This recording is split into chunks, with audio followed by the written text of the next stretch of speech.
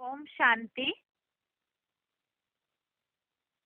भगवत गीता श्लोक क्लास में आज का श्लोक है 9वें अध्याय का 21वां श्लोक, अध्याय 9, श्लोक नंबर 21। श्लोक है,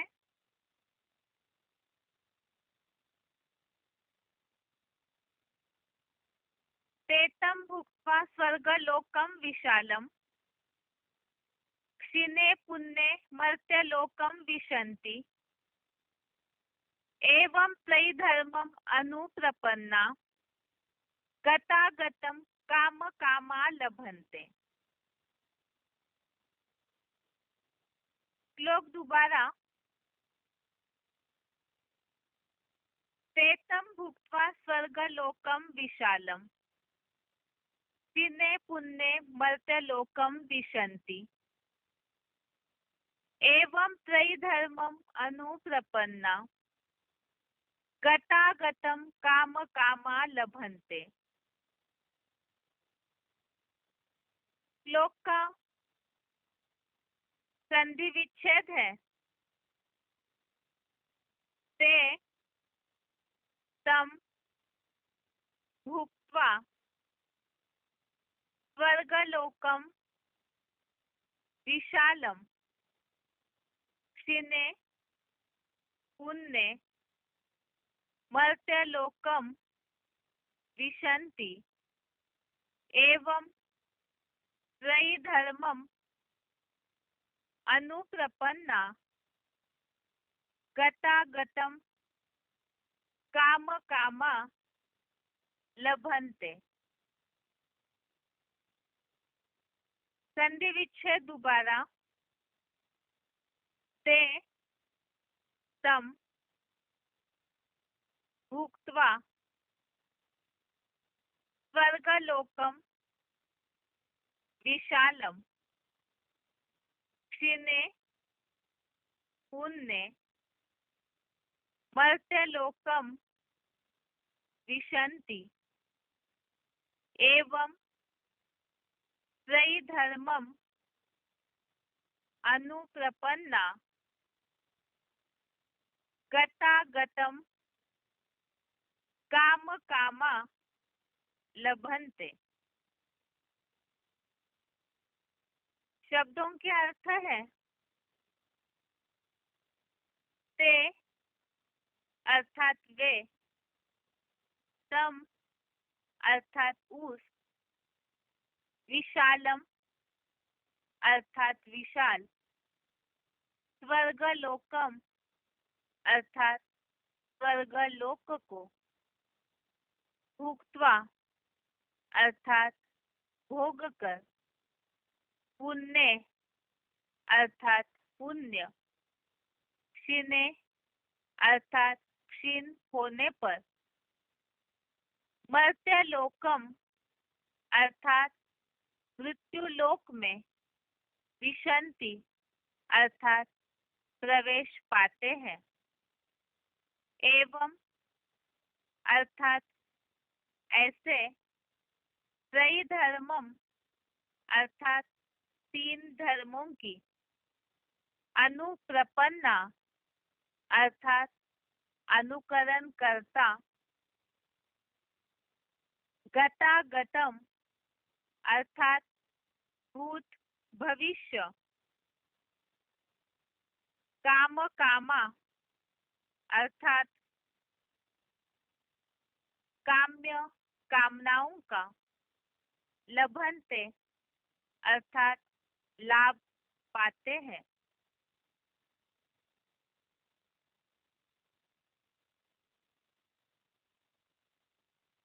शब्दों के अर्थ दोबारा। ते अर्थात वे, तम अर्थात उस, विशालम अर्थात विशाल, स्वर्गलोकम अर्थात स्वर्गलोक को, भुक्त्वा अर्थात भोग कर, पुण्य अर्थात पुण्य, क्षीणे अर्थात क्षीण होने पर, मर्त्य लोकम अर्थात मृत्यु लोक में, विशंति अर्थात प्रवेश पाते हैं, एवं अर्थात ऐसे, त्रयी धर्मम अर्थात तीन धर्मों की, अनुप्रपन्ना अर्थात अनुकरण करता, गतागतम अर्थात भूत भविष्य, काम कामा अर्थात काम्य कामनाओं का, लभन्ते अर्थात लाभ पाते हैं।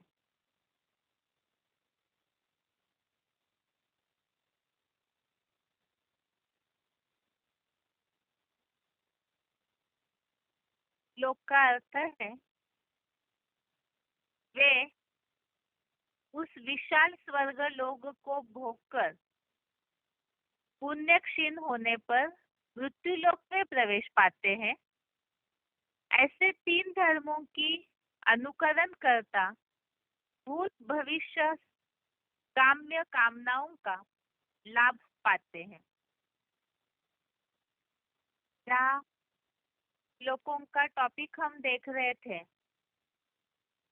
इसके पहले श्लोक में जो बात आई है कि किस तरह से देवताएं जो है वो देवता बनते हैं, अर्थात जो भगवान की उपासना करने वाले हैं उनका फल क्या मिलता है, किस तरह से मिलता है, उसके बारे में 20वें श्लोक में पहले हमने देखा कि जो तीन धर्मों की विद्याओं के जानकार है, ब्राह्मण देवता क्षत्रिय, तो वो पुरुषोत्तम संगम युग में सोमरस पीते हैं, अर्थात जो ज्ञान का रस है वो पी करके और ज्ञान मंथन से पाप मुक्त होकर और यज्ञ सेवाओं से भगवान को प्रसन्न करके और देवताओं के दिव्य भोगों को भोगते हैं, अर्थात स्वर्ग में जिसे सुरेंद्र लोक कहा है, तो वहां पर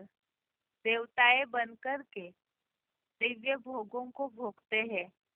और विशेषकर जो सतयुग त्रेता युग में 21 जन्म है और उसका परिणाम स्वरूप बाकी लॉर्ड ड्रामा में भी वो इस तरह से सुख भोगते हैं। अब ये तो हो गई देवता किस तरह बनते हैं और सुख किस तरह भोगते हैं उसकी बात। और आज के श्लोक में यहाँ उल्लेख आया हुआ है कि जो ऐसे स्वर्ग लोक को भोगने वाले देवताएं हैं, उनके पुण्य क्षीण होने पर, अर्थात जन्म बाय जन्म जब नीचे उतरते हैं तो वो पुण्य क्षीण होने पर सुख भोगते भोगते आत्मा की कलाएं भी घट जाती है, तो वो फिर मृत्यु लोक में प्रवेश पाते हैं। और ऐसे ही देवताएं तो तीन धर्मों की जानकारी रखने वाले, ज्ञान रखने वाले, वही इन तीन धर्मों की जो अनुकरण करता है वो ऐसे भूत भविष्य काम्य कामनाओं का लाभ पाते हैं। तो ये श्लोक तो विशेषकर उन बातों के लिए है, जैसे पहला श्लोक हमने देखा 20वां 90वें अध्याय का, देवताएं किस तरह स्वर्ग में सुख भोगते हैं और देवता बनते कैसे हैं।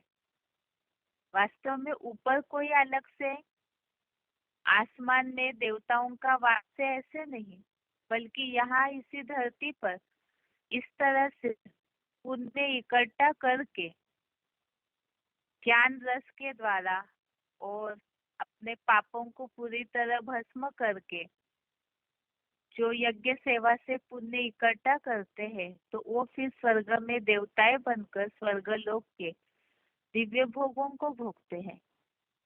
और वही देवताएं फिर नीचे उतरते उतरते जब पुण्य क्षीण हो जाते हैं, खाता कम हो जाता है उनका, तो फिर वो मृत्यु लोक में प्रवेश पाते हैं, अर्थात नीचे गिरते हैं। इस श्लोक के क्लैरिफिकेशन वाले अर्थ में इन्हीं बातों को स्पष्ट किया हुआ है।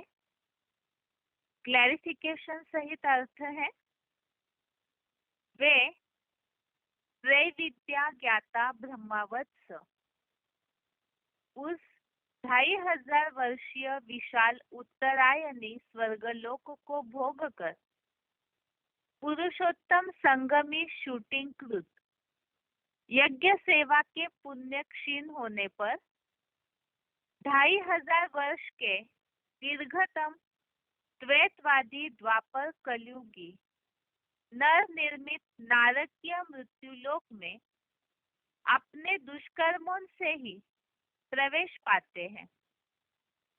ऐसे ब्राह्मण सो देवता और क्षत्रिय इन 3 धर्मों की विधाओं के अनुकरण करता पुरुषोत्तम संगम युग में भूत भविष्य संबंधी काम्य कामनाओं का लाभ सत्य सनातन धर्म में ही पाते हैं।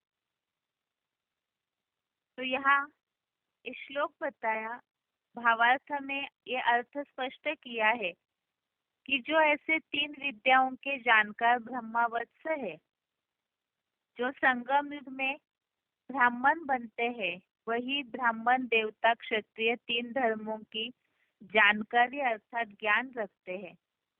तो वो स्वर्ग लोक को भोगने के बाद 2500 वर्ष सतयुग त्रेतायुग में जो पुरुषोत्तम संगम युग में उन्होंने यज्ञ सेवा की है, तो वो यज्ञ सेवा का जो पुण्य इकट्ठा हुआ तो देवता बने, स्वर्ग में सुख भोगा, दिव्य भोगों को भोगा। और वो पुण्य का खाता जब क्षीण होता है तो वही फिर द्वैतवादी द्वापर कलयुग के जो नर के द्वारा नरक बनता है, ऐसे मृत्यु लोक में अपने दुष्कर्मों से प्रवेश पाते हैं, जिसे मुरलियों में बोला जाता है कि देवताएं वाम मार्ग में गए या देवताएं विशेष बन जाते हैं, विकारी बन जाते हैं। तो वही फिर देवताएं द्वापर युग से नर जो करे तो नरक इस अनुसार मृत्यु लोक में अपने दुष्कर्मों से पाते हैं। तो इसी सृष्टि पर देवताएं हैं और वही फिर अपने जब उनका खाता कम हो जाता है तो नरक लोक में प्रवेश करते हैं, अर्थात विकारी बन जाते हैं। तो मृत्यु लोक उनके लिए शुरू होता है। और ऐसे जो तीनों धर्मों के अनुकरण करता है तो वो पुरुषोत्तम संगम युग में भूत भविष्य संबंधी काम्य कामनाओं का लाभ सत्य सनातन धर्म में ही पाते हैं। इसी संबंधित रेफरेंस श्लोक जो यहाँ लिया हुआ है 16वें अध्याय का 6वां श्लोक, अध्याय 16 का श्लोक नंबर 6। इस श्लोक में इस बात का उल्लेख आया हुआ है कि ब्रह्मा के दिन रात वाली सुख दुख की दुनिया में प्राणियों की सृष्टि स्वर्ग और नरक 2 प्रकार की ही है। ज्ञान सूर्य शिव के दिन में देवताओं की और नारकीय रात में लेवताओं जैसे दुखदायी राक्षसों की। तो यहाँ पर ही ब्रह्मा के दिन रात के रूप में जिसका उल्लेख है, सतयुग त्रेतायुग जो सुख का समय है, वो हो गया ब्रह्मा का दिन, और रात अर्थात द्वापर कलयुग जहाँ अज्ञान अंधकार में देवताएं ही फिर नरक में प्रवेश करते हैं। तो इसी सृष्टि पर ही दोनों भी प्राणियों की सृष्टि होती है। ये तो श्लोक का अर्थ हो गया कि देवताएं विशेष बने, नीचे गिरे तो मृत्यु लोक में प्रवेश पाते हैं, अर्थात नरक में गिर जाते हैं। इसी हिसाब से आज का श्लोक है। इस संबंधित मुरली में आए हुए उल्लेख समझते हैं, उसके पहले उच्चारण।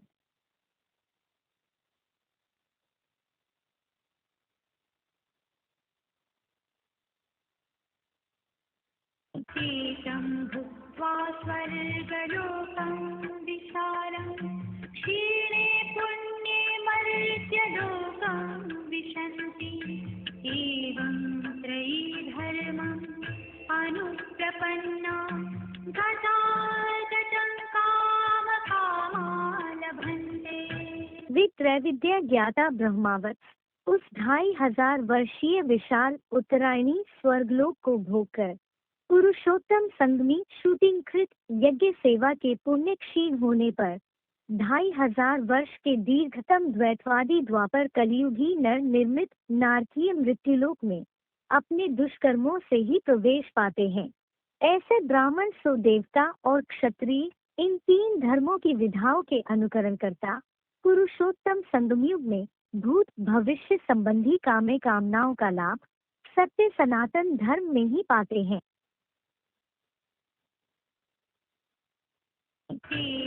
भुक्त्वा स्वर्गलोकं विशालं क्षीणे पुण्ये मर्त्यलोकं विशन्ति एवं त्रयी धर्मम् अनुप्रपन्ना गतागतं कामकामा लभन्ते।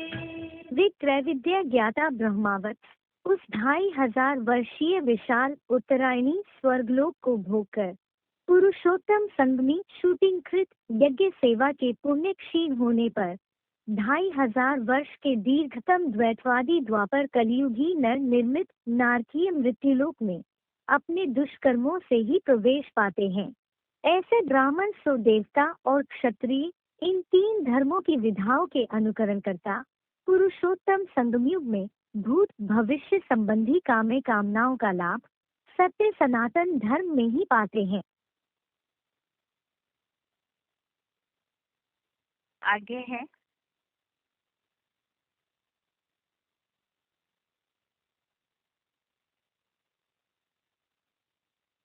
पॉइंट्स। पहला है GCD number 1092, GCD number 1092 17 minute 17 minutes के बाद से लिया हुआ पॉइंट है त्रैविद्या ज्ञाता ब्रह्मावत।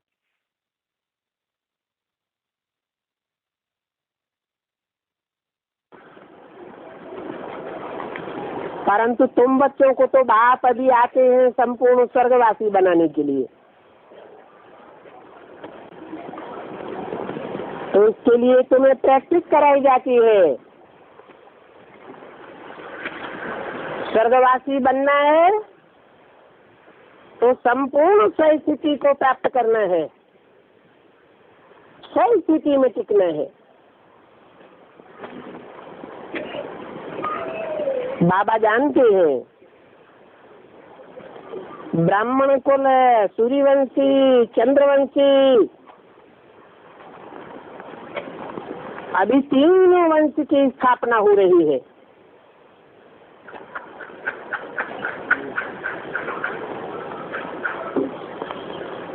सूर्यवंशी सतयुग में होंगे, चंद्रवंशी टोटल त्रेता में होते हैं। अभी तुम ब्राह्मण हो, ब्राह्मण पढ़ाई पढ़ते हैं, ब्रह्मा के मुख से पैदा होते हैं।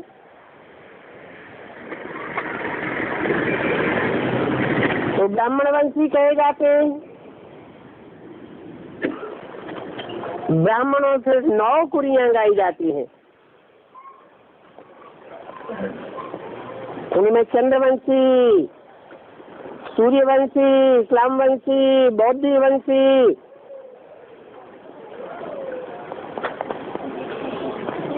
नौ प्रकार के कुल हो जाते हैं।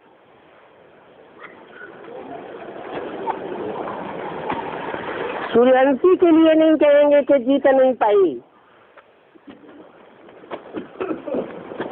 चंद्रवंशी के लिए कहेंगे यहाँ फेल हुआ, जीत नहीं पाई, इसलिए उनको क्षत्रिय के निशानी लगा दी है।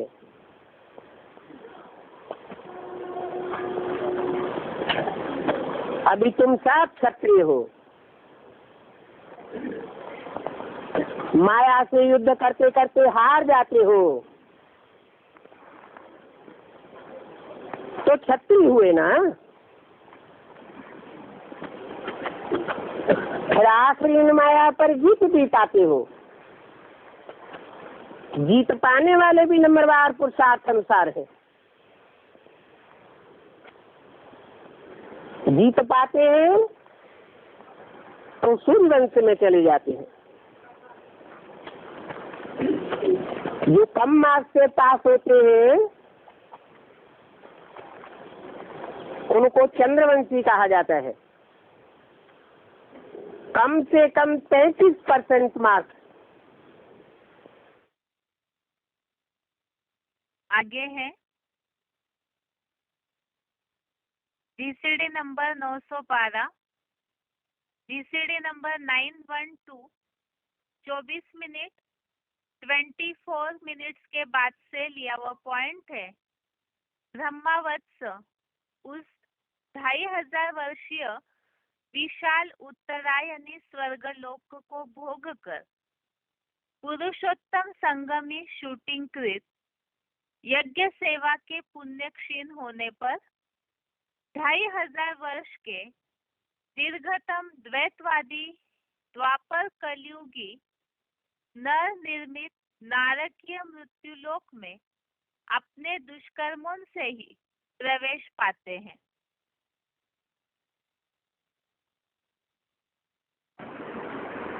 आधा कल्प तुम प्रारब्ध भोगते हो ज्ञान की, फिर आधा कल्प बाद रावण राज से भक्ति मार्ग शुरू कर उनकी निशानियां भी कायम है। विकार में जाते हैं फिर देवताएं तो उनको कहेंगे नहीं।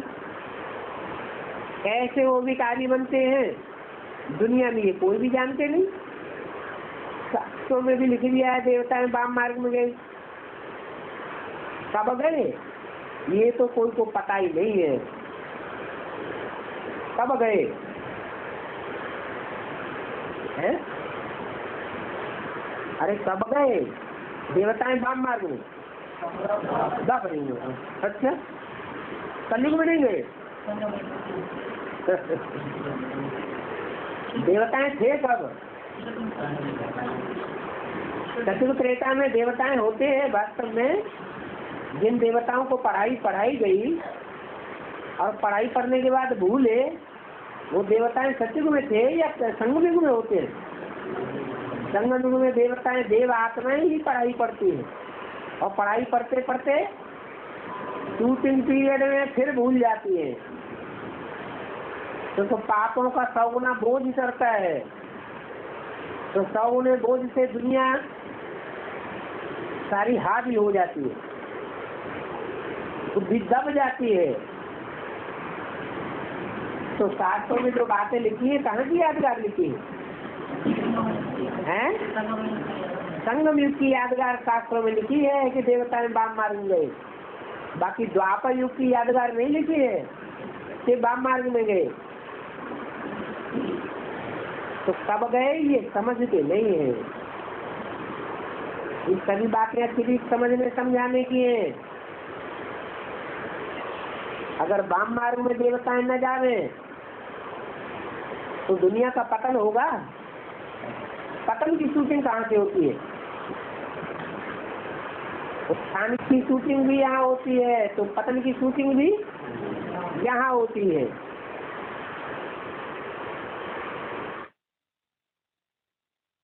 अगला पॉइंट है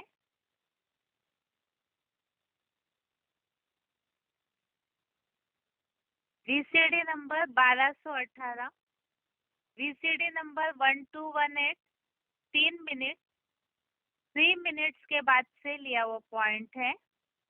ब्रह्मावत्स उस 2500 वर्षीय विशाल उत्तरायणी स्वर्गलोक को भोग कर दीर्घतम द्वैतवादी द्वापर कलयुगी नर निर्मित नारकीय मृत्युलोक में अपने दुष्कर्मों से ही प्रवेश पाते हैं।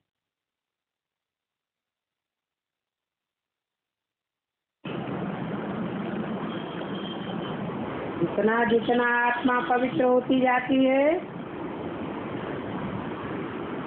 दृष्टि भी ऊंची हो जाती है, वृत्ति भी ऊंची हो जाती है, वाचा भी ऊंची, और कर्मेंद्रियों से किए हुए कर्म भी ऊंचे हो जाते हैं।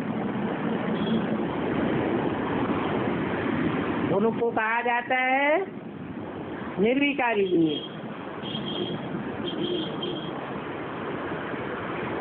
ऐसा तुम्हारा राज्य था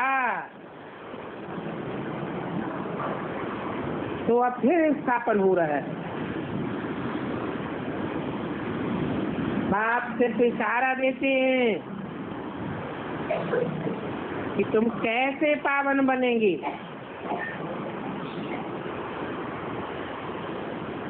क्योंकि पतितों को पावन बनाने वाला एक ही बाप है।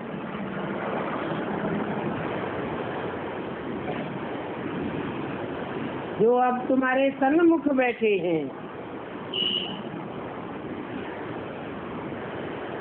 बाप ने तुमको स्मृति दी है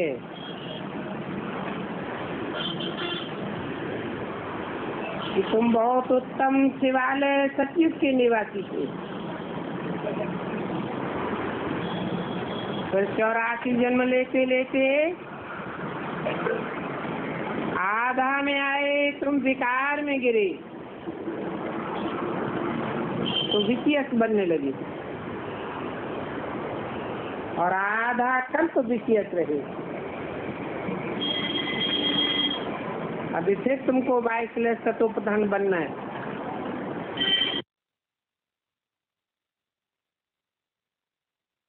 ये तो श्लोक संबंधित पॉइंट्स हो गए। अभी आगे है रिवीजन।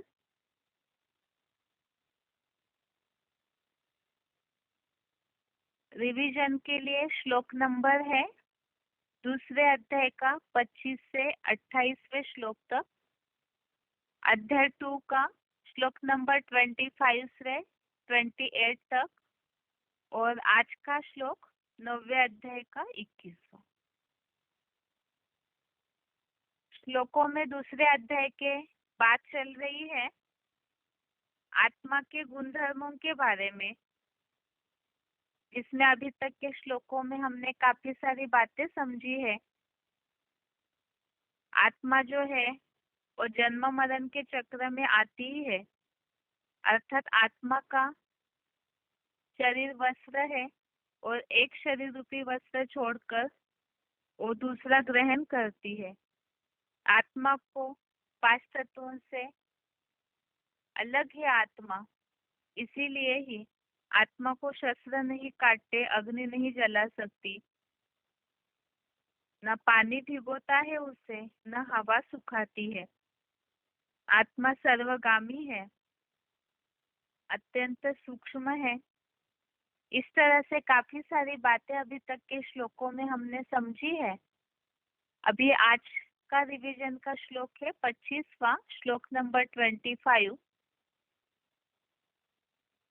अव्यक्तो यम चिंत्यो यम अविकार्यो यम उच्यते तस्मात् देवं विदित्वैनं नानुशोचितुमर्हसि। श्लोक दोबारा। अव्यक्तो यम चिंत्यो यम अविकार्यो यम उच्यते तस्मात् देवं विदित्वैनं नानुशोचितुमर्हसि। अर्थात यह अव्यक्त है, यह अचिंत्य है, यह विनाशी पंचभूतों का संग न रहने पर सदा निर्विकारी बताई जाती है। इसीलिए इसको ऐसा पृथ्वी जल आदि पंचभूतों से पृथक जानकर शोक करने के योग्य नहीं है, क्योंकि आत्मा सुख शांति रूप है। तो इस श्लोक में आत्मा के बारे में, जैसे आत्मा अति सूक्ष्म है, ये हमने पहले भी समझा। इसमें भी ये बात बताई कि यह अव्यक्त है, अर्थात इन आंखों से नहीं दिखाई देती, और अचिंत्य है, अर्थात जितनी आत्मा अणु से भी अनुरूप है, अति सूक्ष्म होने के कारण उसका चिंतन नहीं किया जा सकता, इतनी अचिंत्य है। और आत्मा अगर पंचभूतों का संग न रहने पर, अर्थात शरीर जो 5 तत्वों का पुतला है उसके संग में आत्मा नहीं आती है, तो मूल रूप में आत्मा निर्विकारी है। और इसीलिए ही भगवान अर्जुन को ये बात समझा रहे हैं कि ये 5 तत्वों से अलग है आत्मा, तो इसीलिए ही ऐसे जान करके तो शोक करने के योग्य नहीं है। तो आत्मा जो है मूल रूप में सुख और शांति स्वरूप है। इसी संबंधित मूल्यों में आए हुए कुछ उल्लेख है। आगे पॉइंट्स देखते हैं VCD के।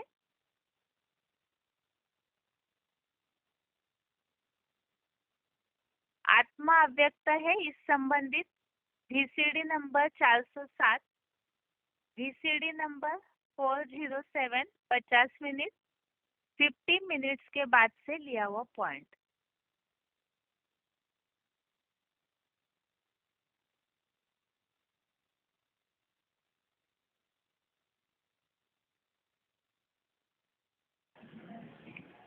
तुम अनेक जन्म जन्मांतर 84 के चक्र में आते आते तुम बच्चे अनेकों के संग के रंग में आते आते पतित तमो प्रधान बन गए। तुम्हारी आत्मा रूपी बैटरी डिस्चार्ज हो गई।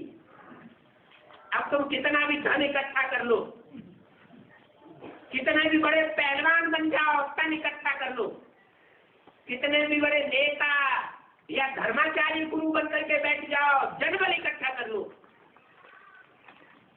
लेकिन तुम सुख नहीं भोग सकते। तुम्हारी आत्मा रूपी जो स्टार है वो डिस्चार्ज हो चुका है। अब मैं सुप्रीम सोल बाप जनरेटर आया हुआ हूँ, तुम्हारी शक्तियों को जनरेट करने के लिए,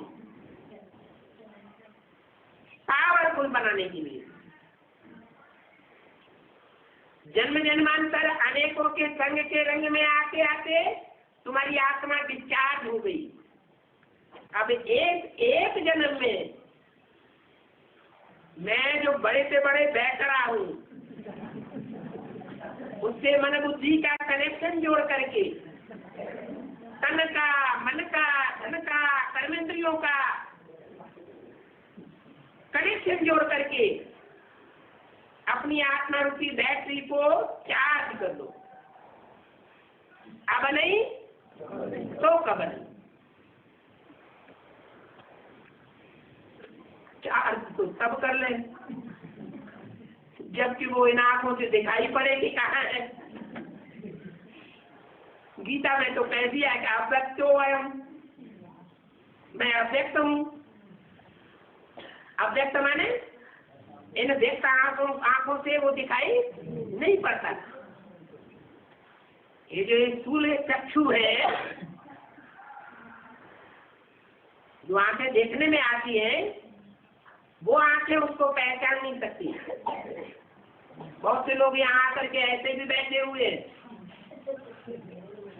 जो ये आशा लेकर के आए हैं कि लोग ऐसा ऐसा कहते हैं, चलो दर्शन करें आए।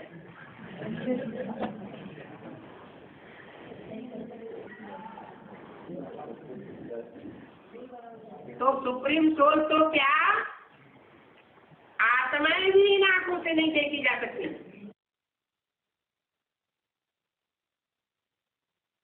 आगे है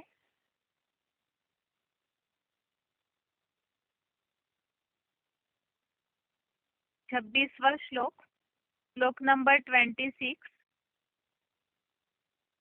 अथ चैनम नित्य जातम नित्यं वा मन्यसे मृतम तथापि त्वं महाबाहो नैवं शोचितुमर्हसि। श्लोक दोबारा। अथ चैनम नित्य जातम नित्यं वा मन्यसे मृतम तथापि त्वं महाबाहो नैवं शोचितुमर्हसि।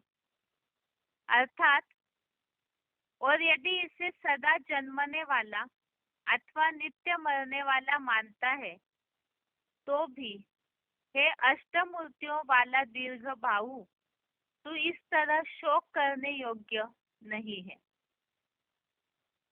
तो जैसे इसके पहले के श्लोकों में भी ये बात आई है कि आत्मा शरीर रूपी वस्त्र धारण करती है और छोड़ती है, तो इसी अनुसार यहाँ भी ये बात बताई कि जो सदा आत्मा शरीर के द्वारा ही जन्म लेती है, तो जन्म लेने वाला और नित्य मरने वाला, अर्थात ये जो जन्म मरण का चक्र है वो तो निहित है, ये चक्र फिरते ही रहता है।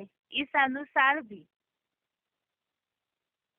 महायुद्ध में जो भी होगा रिजल्ट, तो उसके लिए तू शोक करने के योग्य नहीं है। अगले श्लोक है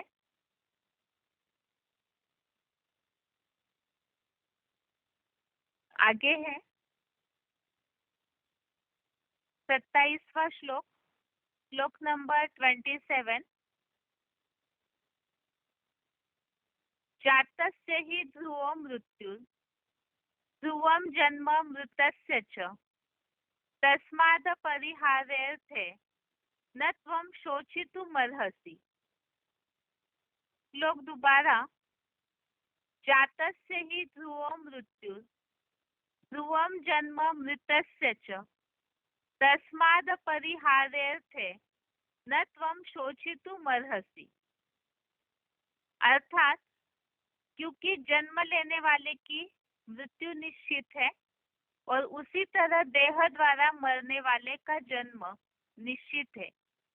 देहभान है तो जन्म मृत्यु भी रहेगी। अतः न टलने योग्य बात में अविनाशी ड्रामा समझ तू शोक करने योग्य नहीं है, क्योंकि कल्प कल्प जन्म मृत्यु का दुख नरक में होता ही है। तो अभी जो 26वां श्लोक पढ़ा उसी से जुड़ा हुआ इस श्लोक का भावार्थ है, आत्मा जो है वो सदा जन्मने वाला और नित्य मरने वाला, अर्थात शरीर धारण करके जो जन्म मृत्यु के चक्र में आत्मा आती है, तो उस अनुसार जन्म लेने वाले की मृत्यु निश्चित है और मरने वाले का जन्म निश्चित है। देहभान के कारण ही जो 14वें श्लोक में भी ऐसे उल्लेखित है कि ये जो 3 गुण है प्रकृतिकृत सत्रष्टम, उसके कारण ही ये जन्म और मृत्यु में अर्थात देहभान आता है और देहभान के कारण जन्म और मृत्यु भी धुंधा हुआ है। तो इसीलिए इस बात में तो शोक करने के योग्य नहीं है, क्योंकि ये जो दुख है जन्म मृत्यु का और नरक में ही होता है। आगे श्लोक संबंधित पॉइंट है वार्तालाप number 1869, discussion number 1869, 56 minute 56 minutes के बाद से लिया हुआ पॉइंट है। जन्म लेने वाले की मृत्यु निश्चित है।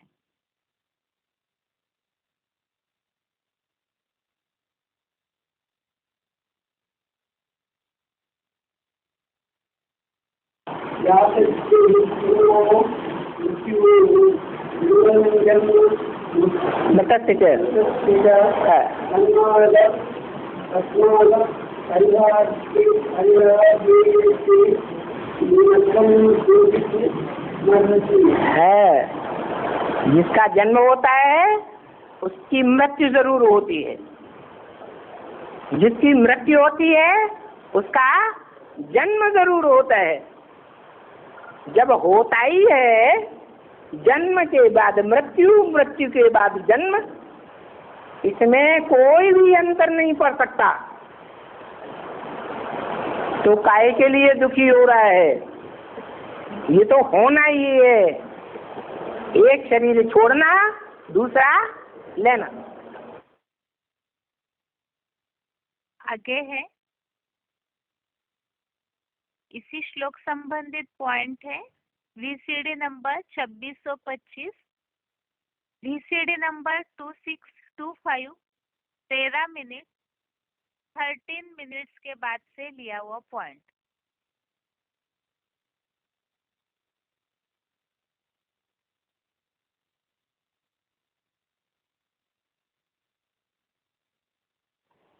अभी जिसके ऊपर में शरीर है और उनको तो पुनर्जन्म कहेंगे, क्योंकि ऊपर सतयुग में है ना, पहले पहले आया तो पुनर्जन्म। क्योंकि बाबा ने इसलिए शंकर को उड़ा दिया। क्यों? उनका तो कोई जन्म ही नहीं, किससे जन्म लेता है? उनके माँ बाप का ही किसी को पता नहीं, न उनका जन्म दिखाते हैं न मरण दिखाते हैं। क्या ध्रुवम जन्म तस्य क्या, गीता में भी तो लिखा हुआ है ना, भगवान ने बोला कि जिसका जन्म है उसकी मृत्यु होगी, जिसकी मृत्यु होती है उसका जन्म होता है। तो कौन है जिसका न जन्म है न मृत्यु है? शिव है, शंकर है। अरे शिव है तो शंकर कहेंगे, शंकर है तो शिव कहेंगे, शिव नहीं तो शंकर नहीं, शंकर नहीं तो शिव नहीं। क्या शिव बाबा कह दो, क्योंकि साकार में आते हैं तो अनेक संबंध बनते हैं, उनमें ग्रैंडफादर का भी संबंध है, तो शिव बाबा कह दो। परिवार में बाबा सबसे पुराना होता है। तो शंकर का न जन्म है न मृत्यु है कहाँ की यादगार? ये शूटिंग पीरियड की यादगार है कि वो आत्मा मृत्यु नहीं होती तो जन्म भी नहीं होता। इसकी मृत्यु होती है तो दुखी होता है? और जन्म भी होता है। इस सब पाप की दुनिया में खास तो भी रोते रोते पैदा होता है। तो उसका न कोई जन्म है न कोई मृत्यु। आगे है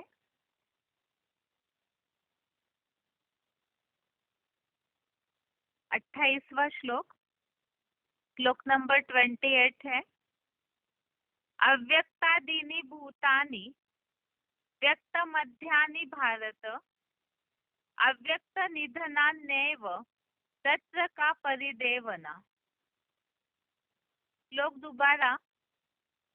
अव्यक्तादीनि भूतानि व्यक्त मध्यानि भारत, अव्यक्त निधनान्येव तत्र का परिदेवना। अर्थात हे भरतवंशी, सृष्टि आदि काल में भी प्राणियों का अंत और आदि अदृश्य है, मध्य जीवन व्यक्त है, मृत्यु बाद या कल्पांत महाविनाश में भी अव्यक्त है। उस हुबहु कल्प के आवृत्ति में क्या शोक करना, किंतु पुरुषोत्तम संगम में 100% आत्मस्थ बन जाने से। तो इस श्लोक में जो बात आई है कि सृष्टि के आदि काल में, मतलब सृष्टि जब शुरू हुई एकदम, तो उसके पहले प्राणियों का अंत और आदि अदृश्य है और मध्य जीवन व्यक्त है। तो सृष्टि के अंत में भी आत्माएं नहीं दिखती और बिल्कुल शुरुआत के पहले भी नहीं, केवल मध्य में व्यक्त है, और मृत्यु के बाद भी वो अव्यक्त है। और ये जो हुबहू रिपीटेशन होता है, इसमें क्या शोक करना। तो इस श्लोक से ये बात स्पष्ट होती है कि आत्माएं मध्य में इस सृष्टि पर रहती है और सृष्टि शुरू होने के पहले वो परमधाम वासी है। और सृष्टि का अंत होने के बाद भी वो महाविनाश में भी, महाविनाश के बाद भी वो अव्यक्त है, अर्थात वो परम धाम वासी है, और बीच में यहाँ उनका जीवन व्यक्त है। तो इसी के लिए बताया। और ये जो चक्र है इसकी हूबहू हर कल्प में आवृत्ति होती है, यही रिपीट होते रहता है, तो इस बात में शोक क्या करना। इसी तरह का उल्लेख 8वें अध्याय के 18वें श्लोक में है। अध्याय 8 का श्लोक नंबर 18 यहाँ रेफरेंस के तौर पे लिया हुआ है।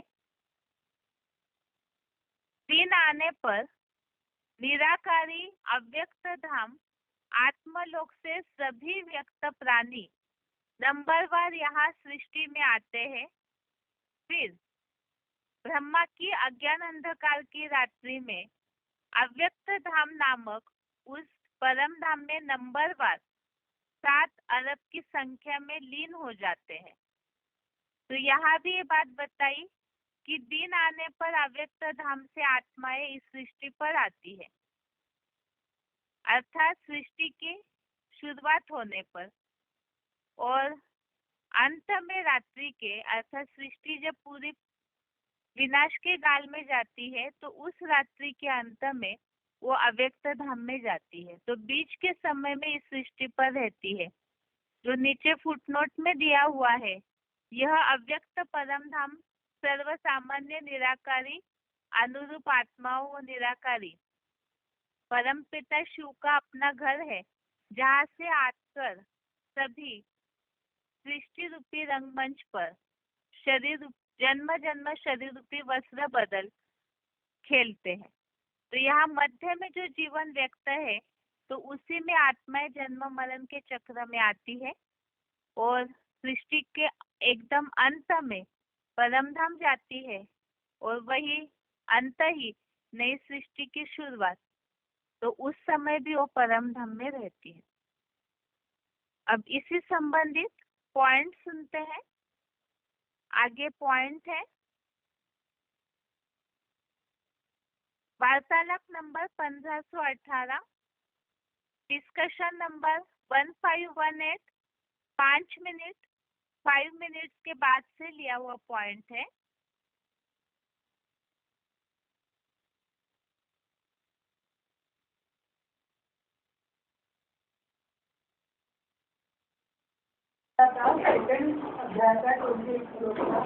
नंबर बताने की जरूरत नहीं, आप बोलिए।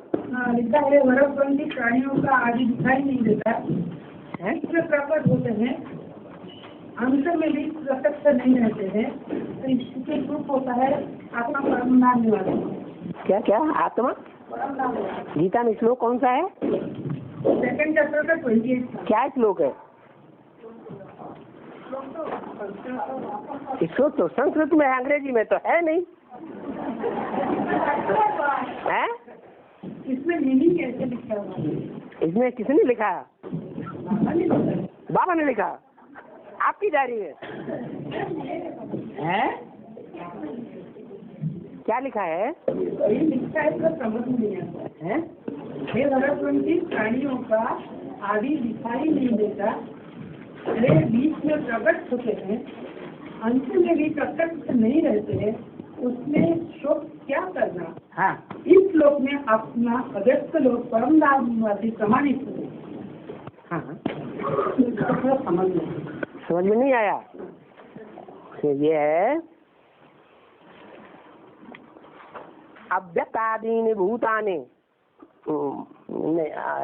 ये उसका अर्थ ये है कि जो प्राणी है वो सृष्टि के आदि में अव्यक्त थे। अव्यक्तादीनि भूतानि मध्य में व्यक्त रहते हैं, और अंत में जब सृष्टि का अंत होता है तो अव्यक्त हो जाते हैं।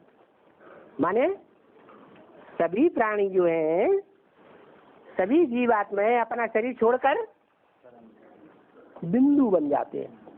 तो बिंदु दिखाई पड़ता है कि नहीं? नहीं, आत्मा बन जाते हैं। तो अंत में क्या हाल होता है सबका? कहाँ चले जाते? परमधाम चले जाते, अव्यक्त धाम में चले जाते।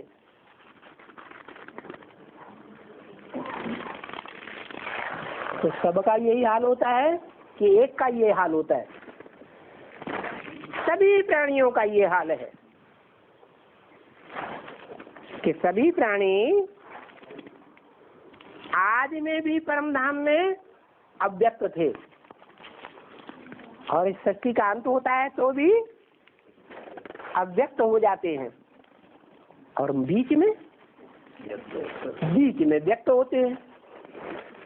माना ये जो 5000 वर्ष की सृष्टि है, इसमें सभी प्राणी मात्र नंबरवार व्यक्त रहते हैं, बाकी आदि और अंत में अव्यक्त हो जाते हैं। फिर इसमें दुखी होना क्या? दुखी होने का कारण क्या है कि अपन को आत्मा नहीं समझते। अगर अपन को सदैव आत्मा ही प्रैक्टिस करें समझने की, तो सुख दुख से क्या हो जाए, परे हो जाएंगे। आगे है आज का श्लोक 9वें अध्याय का 21वां श्लोक है। तेतम भुक्त्वा स्वर्गलोकम विशालम क्षिणे पुण्ये मर्त्यलोकम विशन्ति एवं त्रयीधर्मम अनुप्रपन्ना गतागतम काम कामा लभन्ते। अर्थ है, वे त्रैविद्या ज्ञाता ब्रह्मावत्स उस 2500 वर्षीय विशाल उत्तरायणी स्वर्गलोक को भोग कर पुरुषोत्तम संगमी शूटिंग कृत यज्ञ सेवा के पुण्य क्षीण होने पर 2500 वर्ष के दीर्घतम द्वैतवादी द्वापर कलयुगी नर निर्मित नारकीय मृत्यु लोक में अपने ही दुष्कर्मों से ही प्रवेश पाते हैं।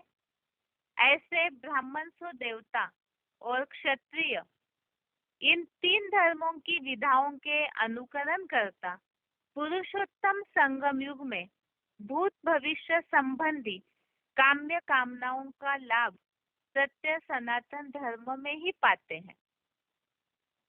श्लोक का अर्थ अभी हमने समझा। यहाँ पुरुषोत्तम संगम युग में यज्ञ सेवा से जो पुण्य इकट्ठा करते हैं, तो देवताएं बनकर स्वर्गलोक में दिव्य भोगों को भोगते हैं। फिर वही पुण्य जब क्षीण हो जाता है, तो ये देवताएं जो कहते हैं शास्त्रों में देवताएं वाममार्ग में गए, विशेष बने, अर्थात वही फिर अपने दुष्कर्मों से मृत्यु लोक में अर्थात नरक में आ जाते हैं। इस श्लोक का अर्थ है, और इसी संबंधी जो रेफरेंस श्लोक देखा हमने, इसी सृष्टि पर ही 2 प्रकार की प्राणियों की सृष्टि है, देवताओं की भी और राक्षसों की भी। तो अलग से वास्तव में कोई स्वर्ग ऊपर नहीं है। जो 20वें श्लोक में हमने देखा कि यहाँ ही यज्ञ सेवा के पुण्य से स्वर्गलोक को प्राप्त करते हैं, और फिर वो पुण्य कम होते होते नरक में वही देवताएं प्रवेश करते हैं, अर्थात फिर साधारण मनुष्य और नीचे गिर के राक्षस बनते। इस तरह से ये श्लोकों की रिवीजन के साथ आज का श्लोक भी पूरा हुआ है। श्लोक नंबर एक बार फिर से, 2 अध्याय का 25वें श्लोक से 28वें श्लोक तक, अध्याय 2 का श्लोक नंबर 25 से 28 तक, और 9वें अध्याय का 21वां, अध्याय 9 का श्लोक नंबर 21। इसके साथ ही आज के लिए गीता क्लास यहाँ पूरा होता है। ओम शांति।